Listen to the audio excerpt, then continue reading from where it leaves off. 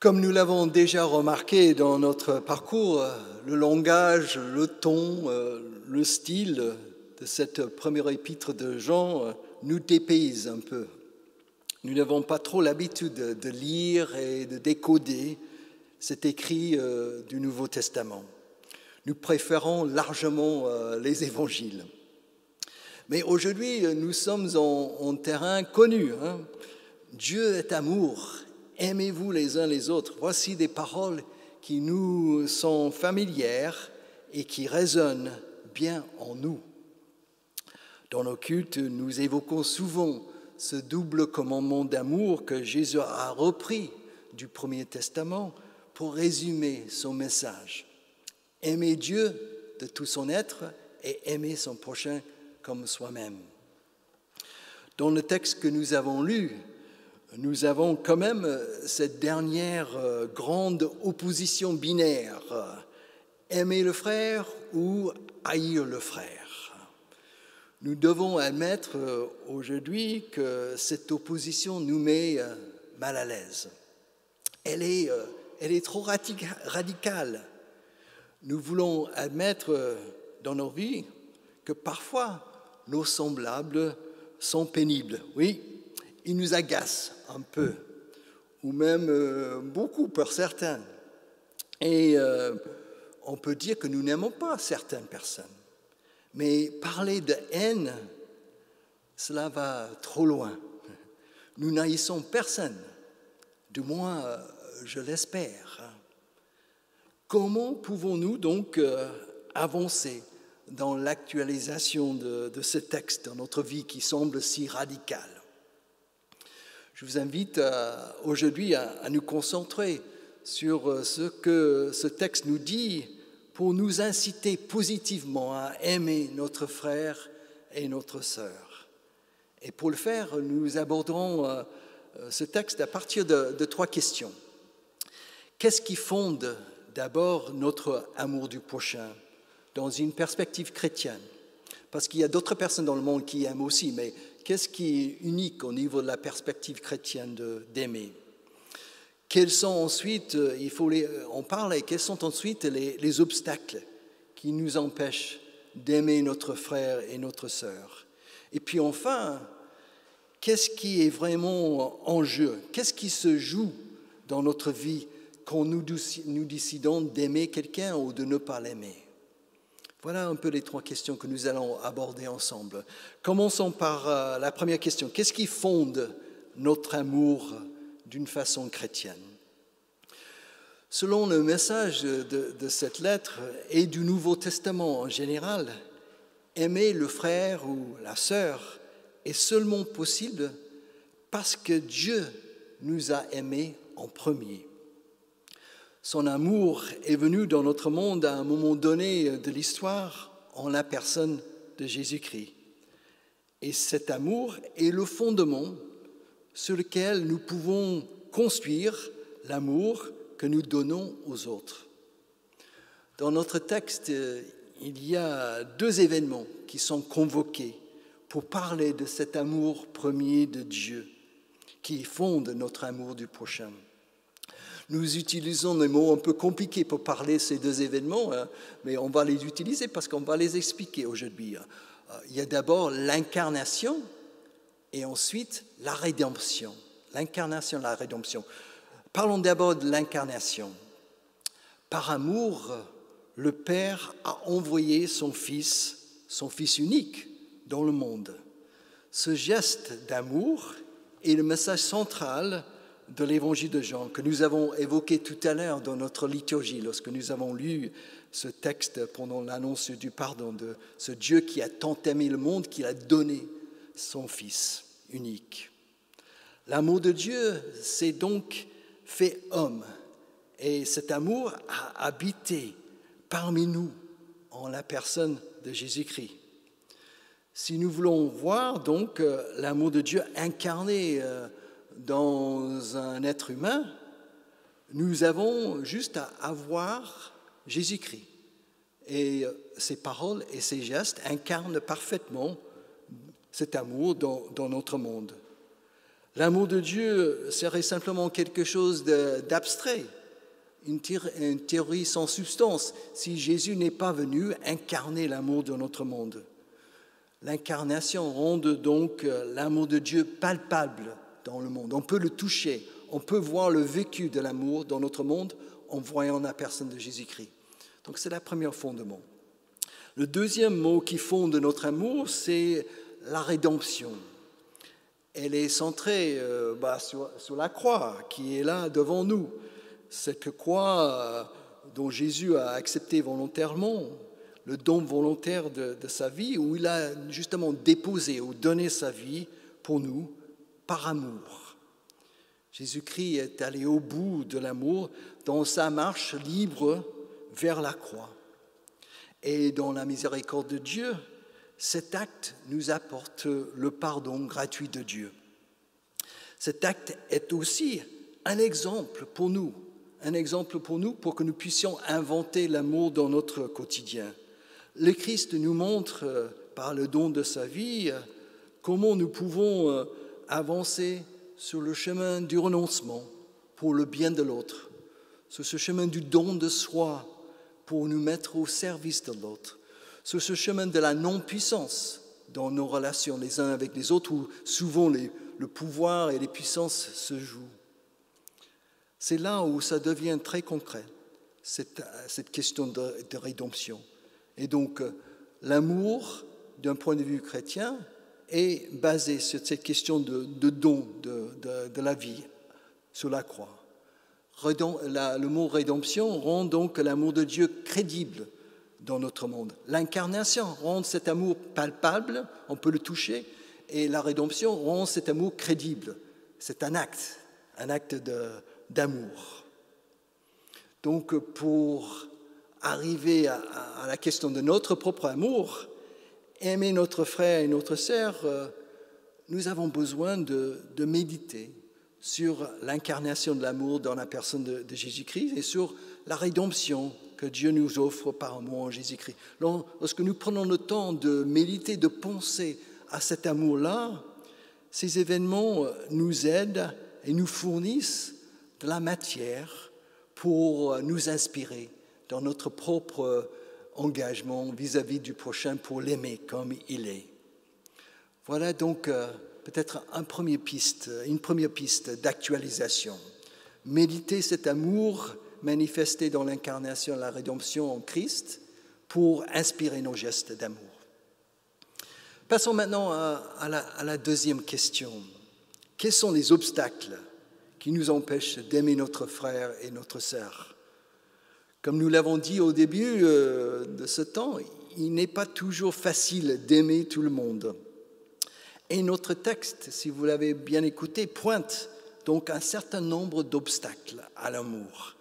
Et il est bon d'en parler pour les nommer ouvertement d'abord et puis enfin de les surmonter pour pouvoir aimer.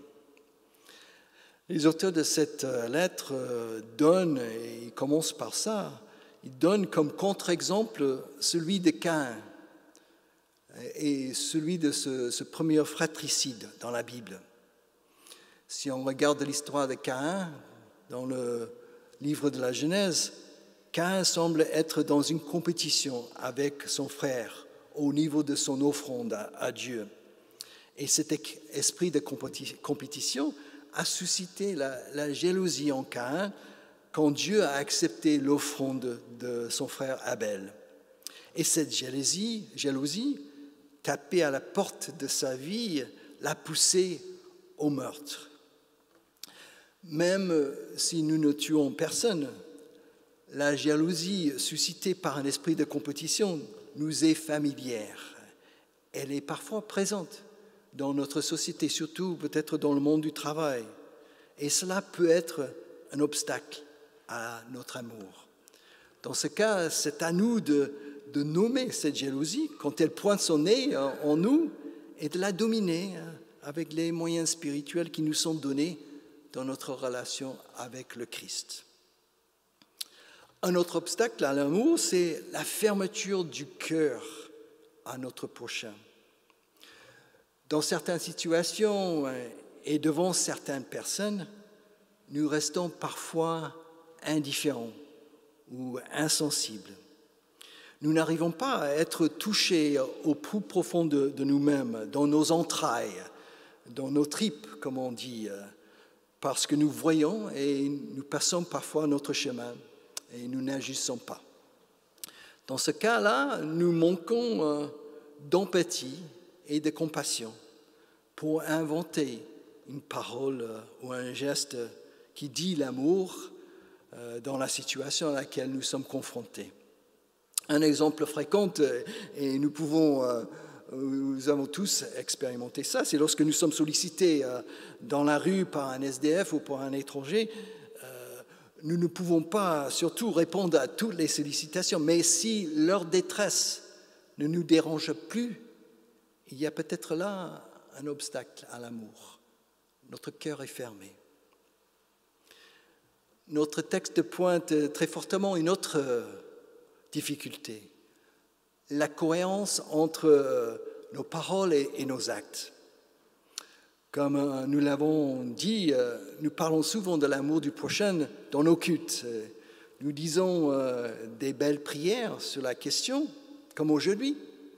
Mais quand nous quittons ce lieu, nous ne faisons pas toujours ce que nous avons dit, le pasteur inclus. Dans le domaine de l'amour, les actes sont ce qui compte le plus. Si nous avons des moyens pour répondre à une situation donnée, cette question de cohérence entre paroles et actes nous incite justement à inventer simplement des gestes de partage, des gestes de solidarité, des gestes de fraternité. C'est la seule façon dont ces mots un peu galvaudés dans notre société peuvent s'incarner dans notre monde, si nous soyons sensibles à cette question de cohérence entre paroles et actes. Et quand nous ne sommes pas à la hauteur de tout ça, parce que ça fait beaucoup, notre cœur nous accuse parfois et un sentiment de culpabilité nous ronge parce que nous n'avons rien fait dans une situation donnée. Nous avons tous des exemples. Certains parmi nous ont une conscience très aiguë et sont plus embêtés que d'autres par cette question de culpabilité. Et quand nous ne pouvons pas aider quelqu'un, nous nous sentons peut-être tout de suite coupables. Cette culpabilité peut être aussi un obstacle à l'amour parce qu'elle nous paralyse. Dans notre texte, il nous est dit une bonne nouvelle. Il nous est dit que Dieu est plus grand que notre cœur et sa miséricorde aura toujours le dernier mot sur tous nos sentiments de culpabilité. De plus, le texte nous promet quelqu'un pour nous aider. L'Esprit est en nous et cet Esprit nous aide à discerner justement ce que nous pouvons faire et ce que nous ne pouvons pas faire dans une situation. On n'est pas seul. Un dernier sentiment évoqué dans notre texte et qui fait parfois obstacle à l'amour, c'est la question de la peur. Parfois, nous avons peur d'agir, peur de nous tromper, peur de mal faire, peur d'être jugé par les autres. Et cette peur nous paralyse aussi. Or, Dieu n'est pas là pour nous taper sur les doigts si nous ne sommes pas parfaits dans notre façon d'aimer. Il nous dit simplement d'y aller. Son amour bannit la peur dans notre relation avec lui et aussi dans nos relations avec nos semblables. Nous pouvons agir tout le temps, sans crainte et dans une démarche de confiance. Voilà, nous avons pointé là pas mal d'obstacles que nous connaissons tous. Nous connaissons tous comment ça fonctionne. La jalousie, l'indifférence, l'incohérence entre paroles et actes, la peur, le sentiment de culpabilité. Nous connaissons tous cela. Il y en a d'autres que vous pouvez mentionner aussi, citer également.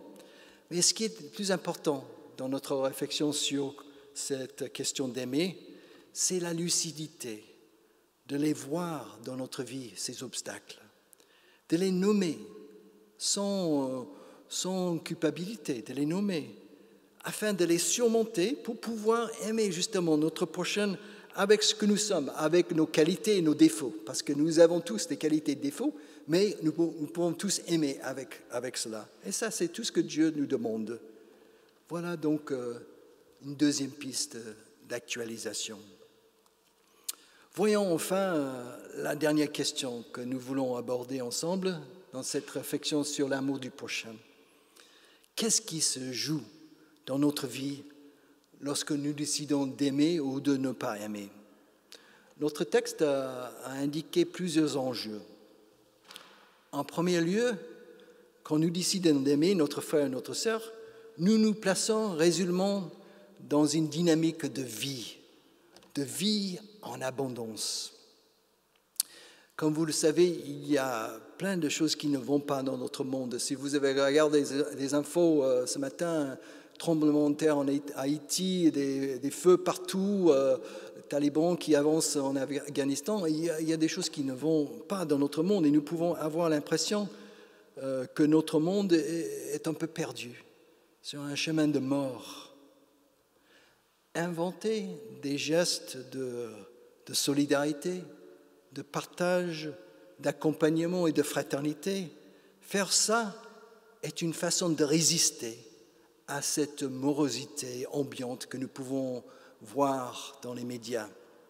Et c'est une façon d'affirmer au moins individuellement et aussi en Église qu'il y a une dynamique de vie dans notre monde. Et cette dynamique est plus forte que la mort. La vie sera toujours là dans notre monde si nous arrivons à nous aimer les uns les autres. Ça, c'est sûr.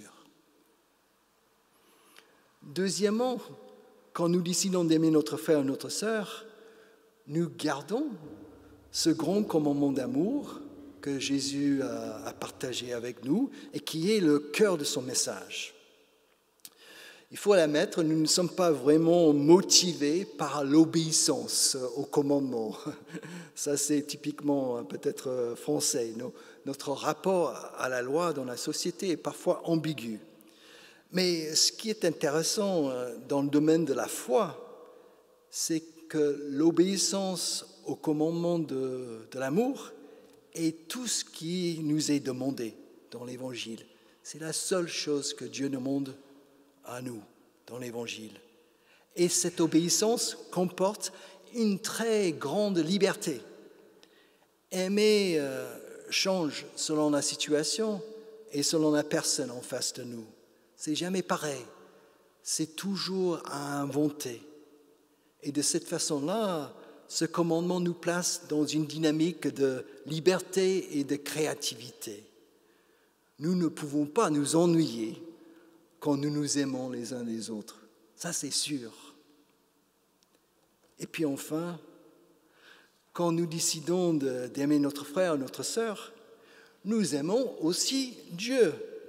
Et nous montrons au monde que Dieu demeure en nous et que nous sommes nés de lui. Nous sommes de sa famille, nous sommes ses enfants.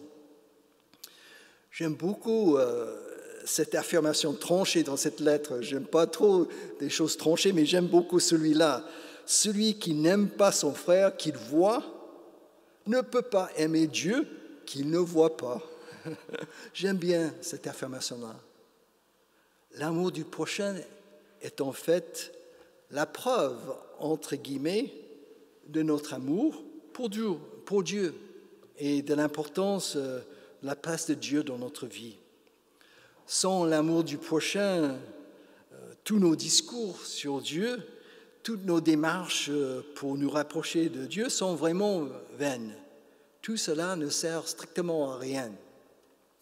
J'exagère peut-être un peu comme cet épître, mais pas trop. Il faut y insister, c'est important.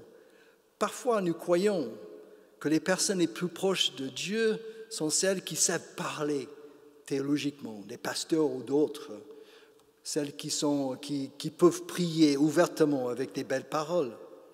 Mais selon cet épître de Jean, ce n'est pas forcément le cas. Aimer concrètement son frère ou sa sœur en parole et en acte est hautement spirituel. Il nous place dans une dynamique de communion avec Dieu et de communion les uns avec les autres, dans une dynamique d'amour où cette communion circule entre nous tous et dans tous les sens. Voilà donc ce que je souhaitais partager avec vous aujourd'hui. Vous avez quelques pistes cette semaine. Prends le temps de méditer sur cette incarnation. Dieu est venu dans notre monde dans la personne de Jésus-Christ et il a vécu l'amour concrètement dans notre monde et ce don de sa vie, cette rédemption offerte comme un geste qui est un exemple pour nous. Prenons le temps de méditer sur ça.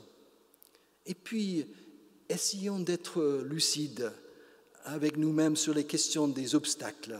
On a pointé plusieurs obstacles, pas pour nous rabaisser, c'est jamais le propos ici, mais pour être lucide, pour pouvoir les surmonter et pouvoir inventer en sachant nos points forts et nos points faibles aussi.